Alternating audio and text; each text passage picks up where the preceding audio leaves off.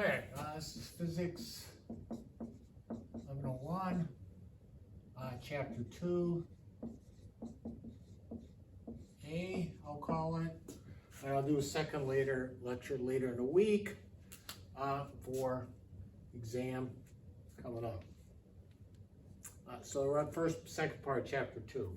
So I did Chapter 1 earlier, and this is Chapter 2. This will be related to parts of Lab 2, and Chapter 3 will be also related to Lab 2. So I'm combining those together. So, all right, what we have here in Chapter 2 is kinematic motion.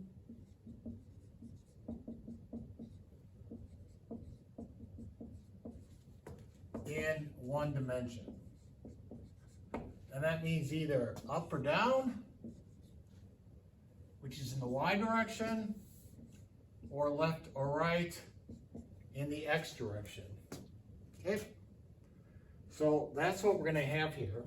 And we're going to be using a few different terms here. We have distance,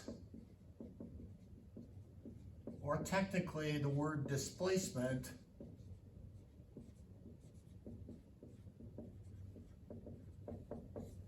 which will be given by either the distance y or x, and this could be delta y, delta x, or delta y. As far as that's concerned, we have velocity,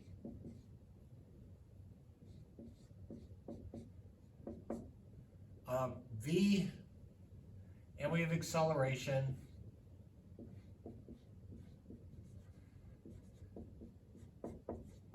a. Now, velocity, again, for this concept, will either be in the x direction or y direction. Same with acceleration, x direction or y direction.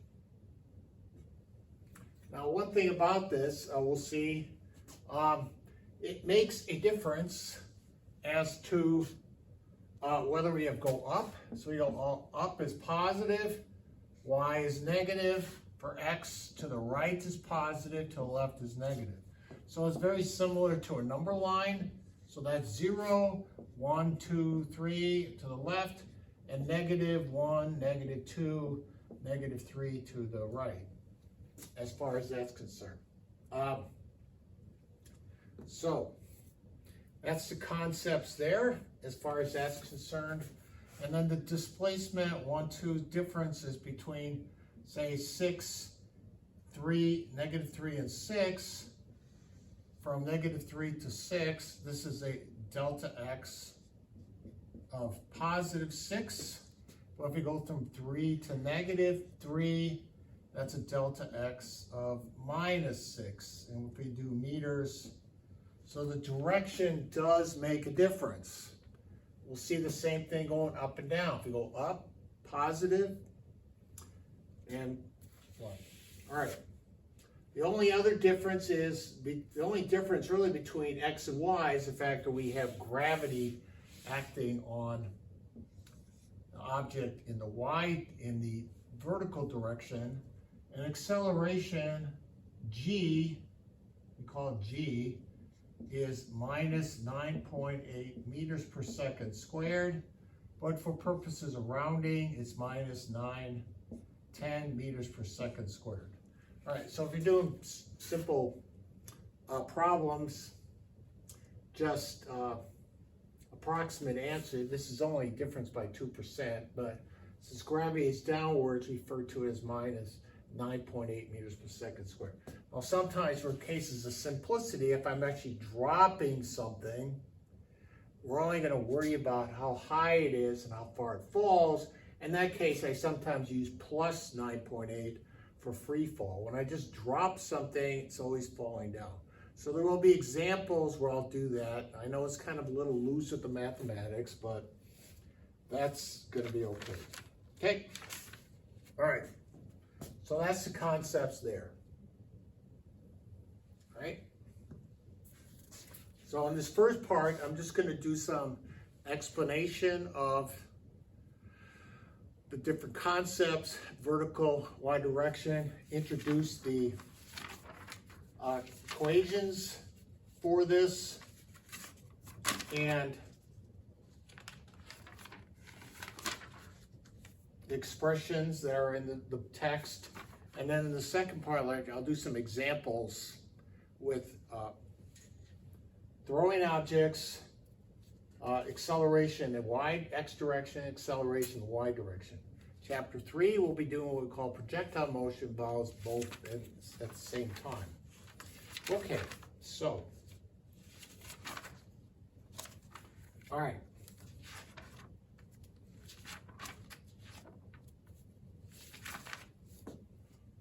Okay, so those are the concepts.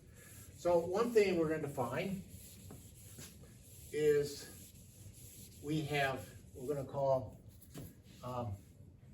average velocity, V average, will be change of x over change of time, period. So if I go from Bemidji to Minneapolis, let's say that's 300 kilometers, and I do that in 5 hours, well, let's say 4 hours, because it's about what it really is. All right, that would be the average velocity is 300 kilometers per 4 hours, which is about 75 kilometers per hour. And just for point of reference, 80 kilometers per hour is about 50 miles per hour. Again, we're to be dealing with real numbers, but this would kilometers. That's about what it would be. So that would be your average velocity going from Bemidji to Minneapolis. Now, granted, if you drive there, you're going to be going faster. You have stretches where, like on I-94, you're going fast. You have parts where you're stopped.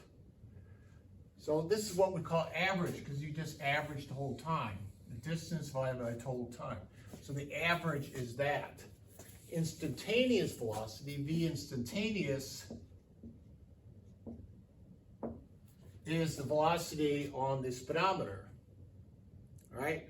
So at any given point, I mean, you may be going 120 kilometers per hour, which is about 75 miles per hour. And at some point it'll be 0. So the instantaneous velocity is the velocity at any given point. All right, so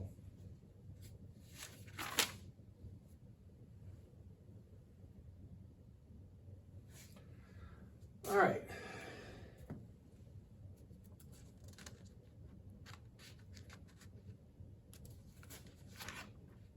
And we can get into the calculus of this, but we're not going to be doing that.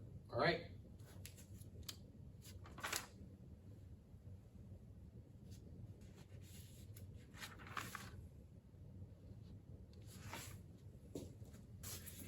All right, so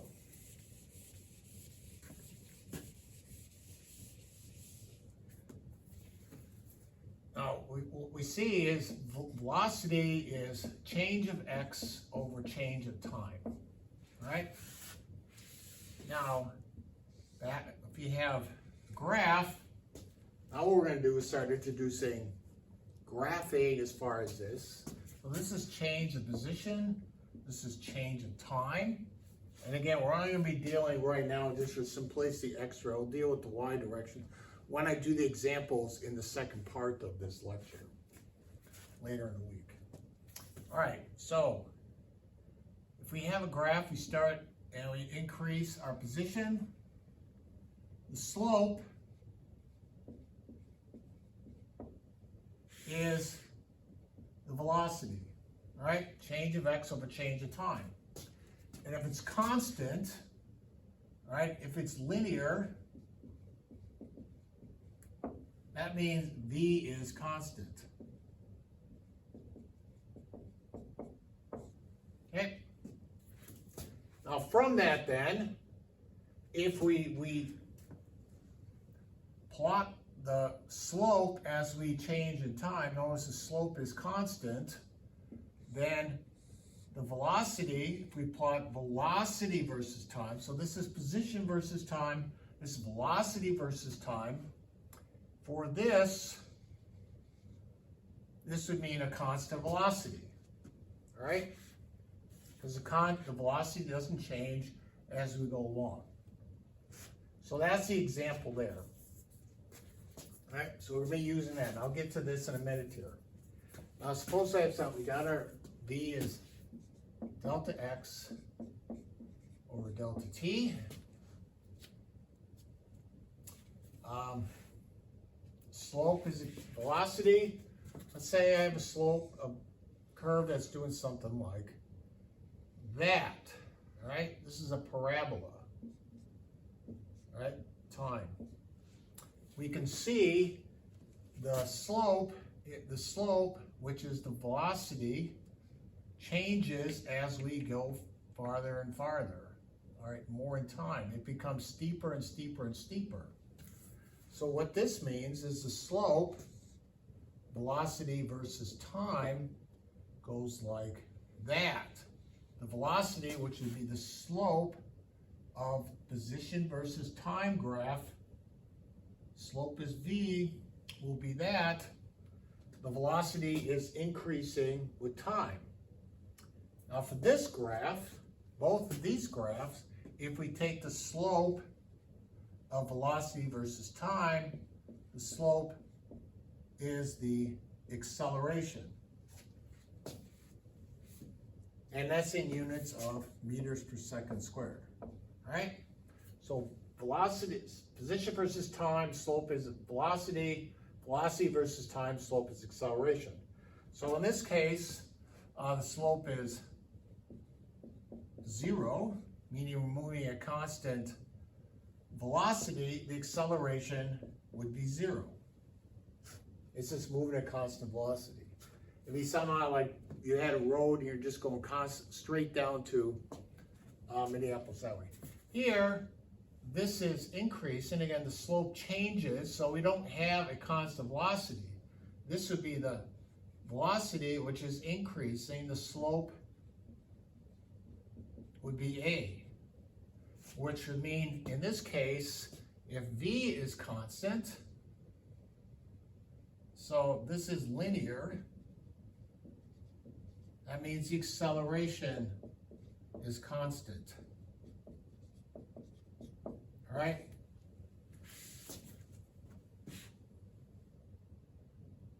And we'll see, there will be a couple problems, do other problems where when we talk later on as far as that's concerned. All right, now this will be true whether it's X or Y as far as these are concerned. So the position versus time, slope is velocity. Velocity versus time, the slope is acceleration. And anytime you have a linear slope, anytime you have a linear line, the slope is, the velocity is constant. Even when it's horizontal, it's constant, it's just 0.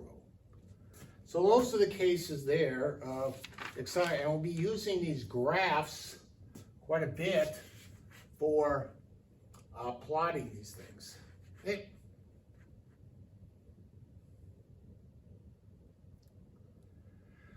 So that is the next part here. Okay. So I'm not going to go on to, so these are the graphs. We'll be using graphs and look what the problem's there. All right, now what I'm going to do is introduce our equations.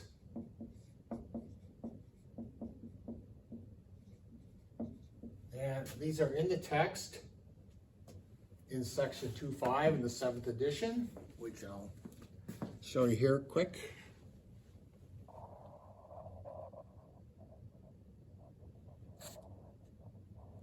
Yep. And what we have here. All right.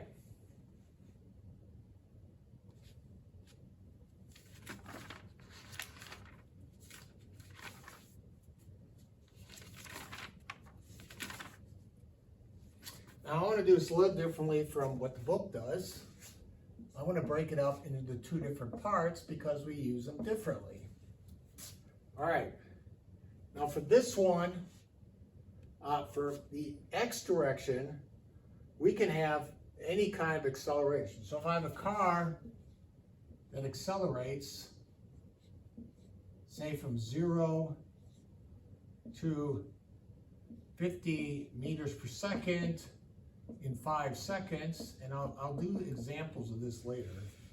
All right, the change, this is V0, this is V, this is delta T. Then acceleration is V minus V naught over change in time. Okay.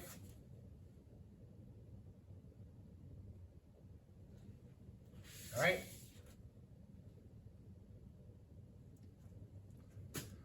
So we can have, so this can vary. For the y direction, so we can be accelerating in horizontally.